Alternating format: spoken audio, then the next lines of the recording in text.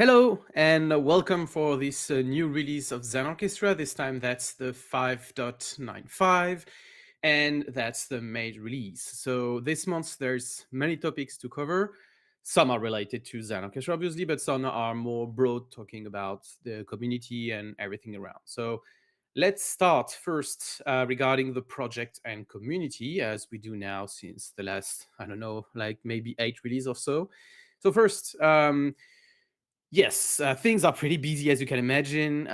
The usual VMware Broadcom story with a huge shift in the market virtualization is always happening. It's far from being over. In fact, we are seeing a trend that is larger and larger. And on our side, we can tell you that we have bigger and bigger customers coming to us to make the migration. So that's great. And it helps us to also continue to grow and hire more people. In parallel, we are happy to share that we are acknowledged as a representative vendor now in the Gartner Market Guide for Integrated System, which is a kind of a reference guide with very large players like Microsoft, Nutanix, VMware, and so on.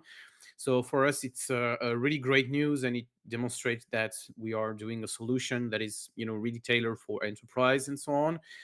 If you want to read the details, the article is available below. But to us, that's really helpful, and I think that's also maybe a part of this that is driving those bigger customers to us.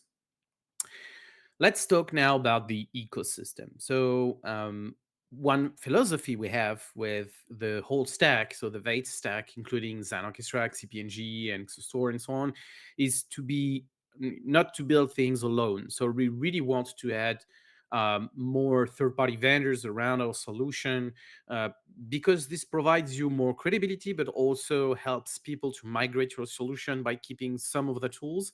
So this month we announced that now the Commvault products that are mostly backup products for XCP-ng are fully compatible natively. So you don't need to have specifically an agent in your VMs. It's 100% native support for it.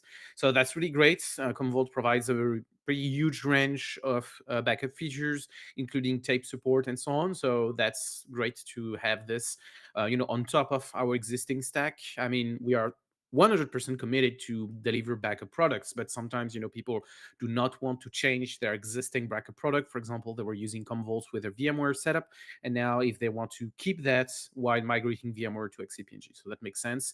And we are really happy to get more people on board, demonstrating that our product is really leaving a mark in the ecosystem and the entire market.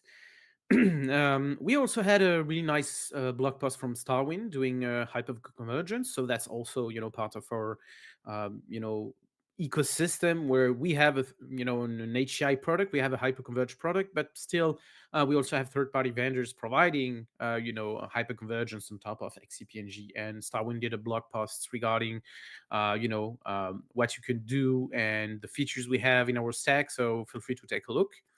And we also updated our ecosystem page with more vendors that are compatible or partly compatible with our stack. So that's something we'd like to keep updated to be sure. And if you are a software editor or hardware vendor, you want to have compatibility and official compatibility with us, so just let us know. We'll discuss and we'll be happy to validate the products with our stack. Let's move on the webinar that will be in approximately 1 month at the end of June. That will be a joint webinar between Linbit and us. So as a reminder, Linbit is providing the technical bits to build XOSTOR, so our hyperconvergent solution. So we are doing the integration thing on top of it and selling the whole bundle directly. But if you want to discover more about the story and how we build that and how does this work and so on, feel free to participate. That could provide you some very valuable insights about the hyperconverged solution we have integrated, or that's easy to deploy on top of our stack, inside our stack. Also, we had our first innovation summit in Italy. That was really nice. It was an event organized by our Italian branch, because we have 2 branches. We have one branch in the US and one in Italy. And that was a really interesting event where we discuss with many, public institution and also private sector about building an ecosystem in Europe with a virtualization stack that is made locally, and we have more and more partnership with, for example, the defense sector in Italy and so on.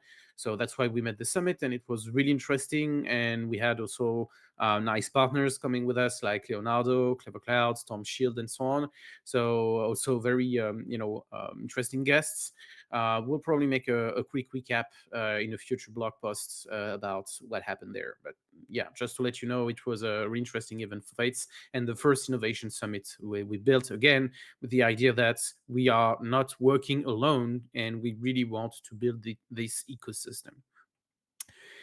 And then during this event, we announced a new partnership with Clever Cloud. So Clever Cloud is a French company doing mostly platform as a service, while we are more inside the infrastructure. And there is, some obvious alliance that we could do to improve our respective products. That will, some joint research and development and things like this. So expect more announcement in the future. But for now, you can read the blog post and understand a bit the visions we share and why we decided to work more together. Also, let's switch topic and now let's talk a bit about Airgap plans. As I said in the starts, I told you that we had bigger and bigger, customers coming to our solution, and for some of them, they had some use cases where they need to have deploy Xen Orchestra and XCP-ng environments without an internet access. Could be because you do not have any internet access, or it is maybe because you want, for security reasons, to not have an internet access. So that's called the Airgap deployments, and we had to, let's say, build specific services that will answer that. So we created a new addition, a new optional plan for your existing Pro and Enterprise plan, where we could provide you dedicated technical bits so you could deploy faster in a fully Airgap environment. So I will talk about the technical details later in the blog post, but just to let you know that we could provide specific services around this. So if you are in that kind of environment, just let us know and we could work together on something. And let's finish the community and ecosystem announcement by the fact that next week, most of the XCP-ng team, including myself, will be at the annual Xen Summit. It will be in Lisbon, Portugal, next week. We have multiple people that will do some talks, but that will also have a lot of design session and exchange. And for us, that's really an important place to be, to exchange with the upstream Xen, developers, and be sure that what we are doing or what we plan to do will be integrated upstream at some point. So we have a talk by Waishali about SCV, so it's memory encryption with AMD CPUs, and also another talk from Jan about the Rust tools we built, in the last 6 months and the feedback that we had when we built them. So it will be accessible for free remotely, and obviously we'll also make after the event a recap blog post to give you the highlights of the events and share the interesting technical bits. So now let's switch to the announcement for Xen Orchestra this month.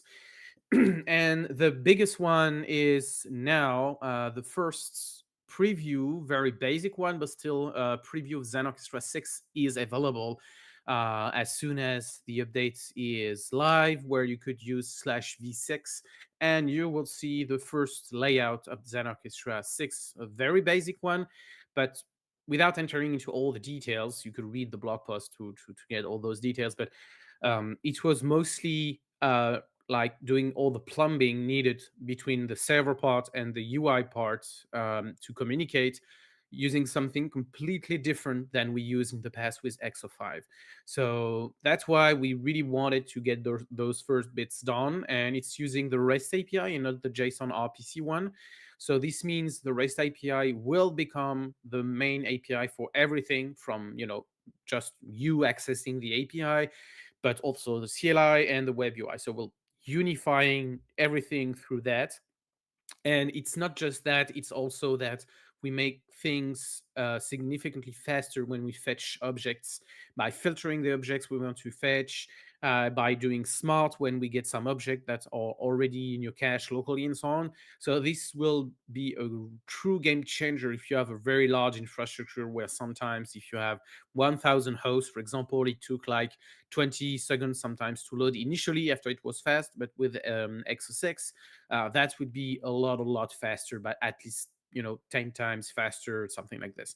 So this is, to me, a way to show that it's not just revamping the UI, it's entirely almost an entire rewrite on the major parts of Xen Orchestra. So that's why it takes some time, but we're moving forward, and now it's available in the V6 endpoint. You could see already what do you have. So let's scroll down a bit and see what do we have. So we have the initial layouts, and so we decided to have the top menu, the tree view on the left, and to display the consoles, because that was at least to display something that would be useful for the first release.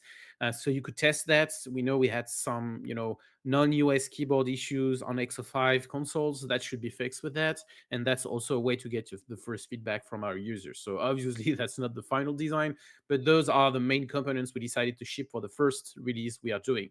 Obviously, now the V6 endpoint is available for everyone in the latest release.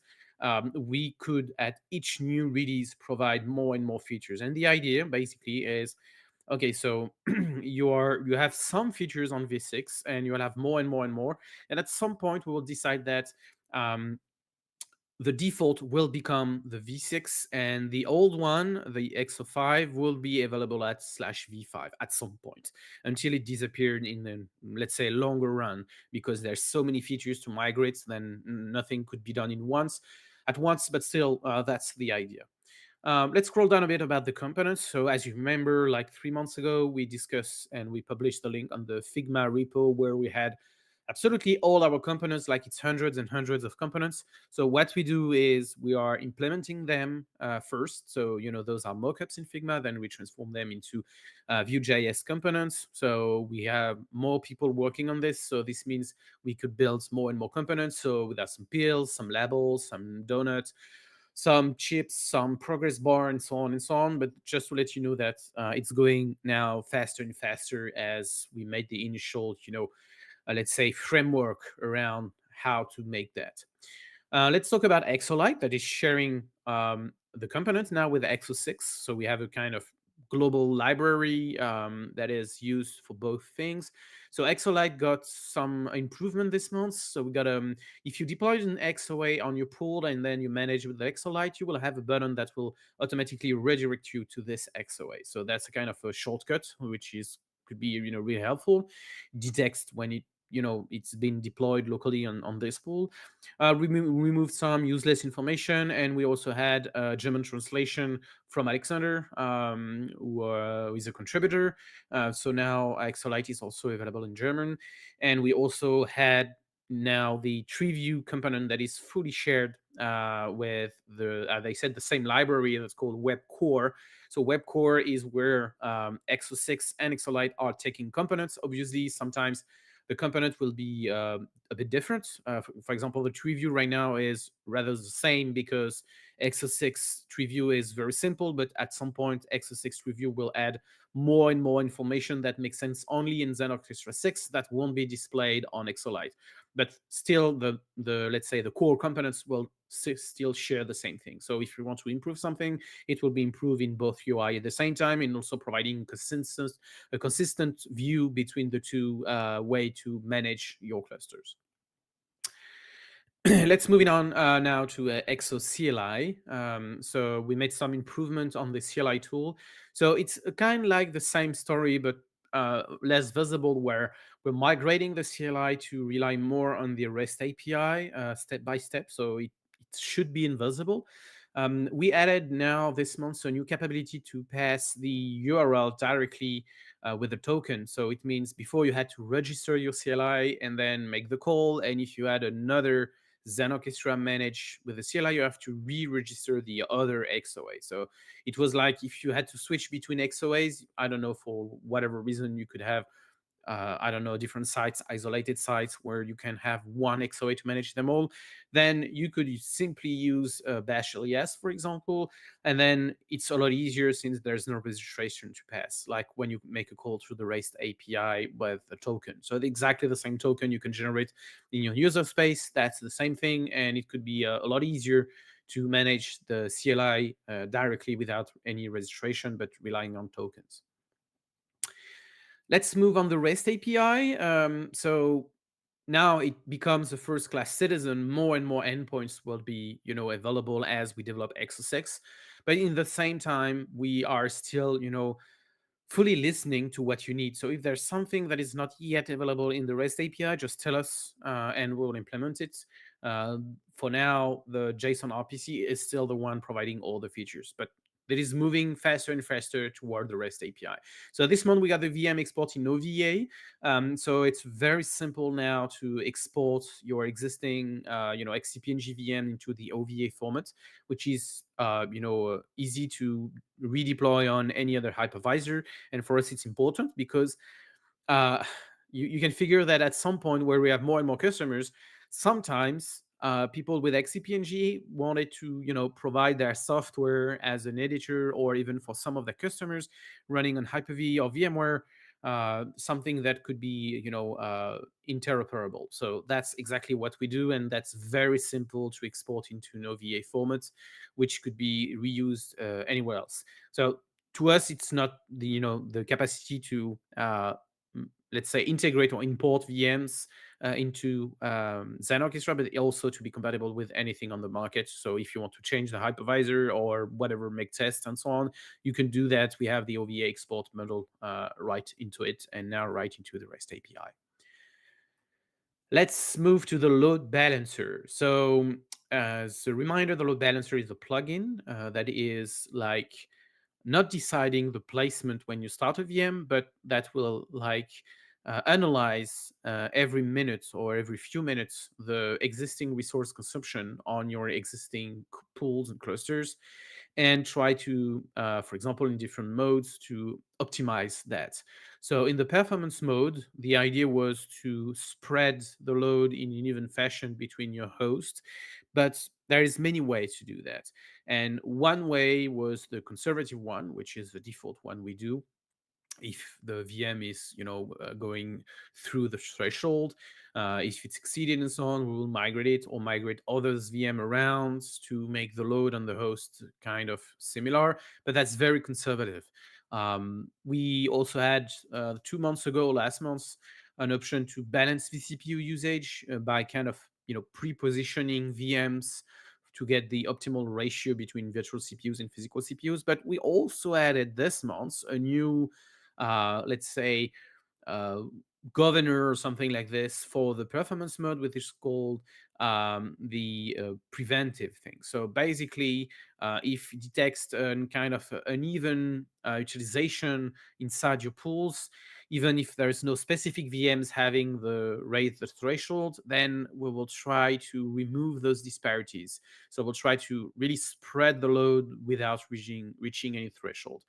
So right now, we try to do that when we are around 60% CPU usage in average for the entire host and not per VM. So there's no threshold for a VM. It's really per host. That's the main difference. And if there is too many difference, between multiple hosts, we'll try to level down things to the same level. So that's another mode that is not by default, but that could be useful in some cases. It was requested by multiple customers, so that's why we made it. Let's switch to the V2V tool. So now it's been more than 1 year. We got this tool that is truly helping people to migrate from VMware to Vates. And we are tweaking the tool. Last month we had the vSAN import support, and this month we are improving it by giving the ability to assign the right template to it. So the template, as the XCP-ng sense of things, means basically some BIOS configuration and Xen hypervisor configuration that are pre-baked in the template. So this allows some extra performances when you run Windows most of the time. So I don't know if you have 6 Windows, let's say 2019 VMs, then you could tell for all those VMs you want to migrate to use Windows 2019 templates, and that would optimize the performances of the VM. The diff could be like with the default template that's called other template. The diff in terms of performance could be like around 20, 30, even 50%. So that's not negligible. So if you are transferring VMs, be sure to use the template that would make sense regarding your operating system. If you do not know, the other installed media is the default one that would work. But again, if you want more performances, find the right one. For example, it doesn't matter for the exact version, like for Linux, as long as it's Alien Linux distro, which is if you have, I don't know, Debian testing and you want to, and you only see the Debian 11 template, for example, that won't be a big deal at all. I mean, most of the Linux templates are strictly the same, so it's mostly for Windows-based operating system. Let's switch to the features we made in XO that are only viable for our next XCP-ng release, the 8.3. So by the way, we should have a release candidate in a matter of weeks now, so it's moving forward pretty well. Things are, fixed one by one, and thanks to the feedback of the community, and we have, I think, like hundreds and hundreds of users around the world using this beta since it's out, and without any big problem. We are now, ironing things to be sure it works pretty well. So expect the first RC pretty soon. So now we made the patch into XCP-ng to get PCI pass-through directly from the UI. If you remember, last month we released the UI into Xen Orchestra, but it wasn't ready inside XCP-ng, so it was all merged upstream. We did a fantastic work to get all that modification accepted upstream, and then to make a package and get that into an update. So now it works. You can do PCI pass-through right through the web UI. We also added a feature that was initially made by the Xen server, and that is exposed through the Xen API called the migration compression for VM. So the idea is if you have a pretty slow networks or with a restricted bandwidth, you might want to save on the size of the memory that is migrated between two hosts sharing storage. So if you are in this specific use case, it's just a toggle to enable in the cluster view, pool view, advanced, and you can enable it. Knowing that if you enable this, if you have a very fast network and that's not the bottleneck, then it could be slower because obviously if you compress, you need to have some CPU to do it. So really enable it if you have a low bandwidth, like less than 1 gig or 1 gig network. Everything beyond that should be, the interest of doing this is negligible against not doing it. So again, that's just an advice, but it depends on many things that you might have in your network. So if you want to give us some feedback, feel free to go ahead on the forum. We'll be happy to listen to it. Now let's talk about the Airgap features. So as we said just before, we have more and more customers requiring to use XCP-ng and Xen Orchestra in an Airgap environment. So what we are doing with our new plan, our new option with the specific Airgap customers, is to give them, or give you, if you needed that, an XOA, a pre-baked, if you like, Xen Orchestra appliance that is registered with your email and with your license supply that you just have to deploy. So we build that for you on demand, and we can give you, so you could, I don't know, download it into your USB key, for example, and go into your free Airgap environment and then deploy it from there. This means everything will work out of the box. There's nothing to do. So it also allows faster deployment in many different situations where you don't have either internet access at all, or maybe a very, low bandwidth things and so on. And to help you on deploying that, we also improve the deploy script to be able to deploy your XOA directly by typing, copying the scripts and doing a deploy and passing not just the script, but the path to your XVA you downloaded. So this means the script could be now, if you copy it, and again, with the XOA file into a USB key, then you just have to, deploy xoa.xva, enter, follow the instruction, and everything will work 100% offline without requiring to do anything on the internet. So the combo of the pre-baked XOA and the Airgap deploy scripts mean that we have a really efficient manner that you deploy your XOA in any context, even where you just have the capability to provide a USB key to go to a fully Airgap environment.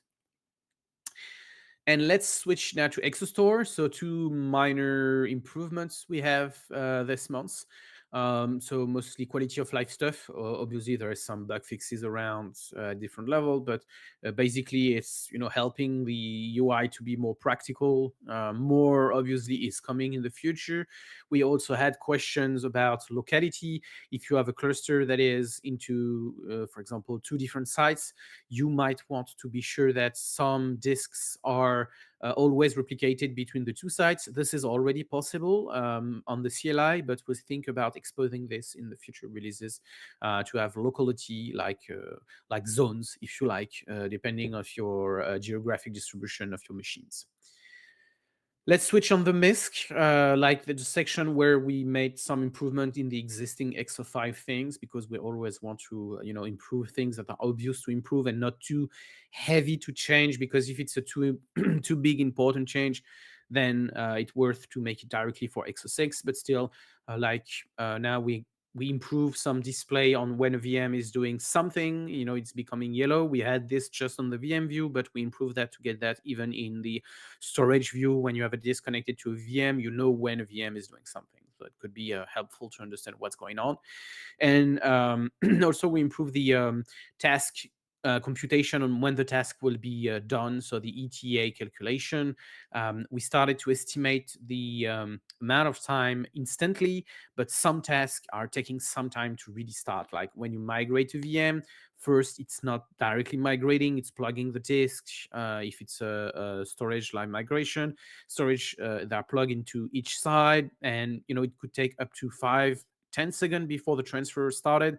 And so the computation on how much time left is completely, kind of mixed up because of how long it takes to start, but then going to full speed, the ETA will change and go to something more reasonable. So to avoid this kind of funny variations, we decided to compute it only after 10 seconds. We'll see. It should be better, but again, feedback welcome. That should provide more accurate estimate time for arrival regarding a task.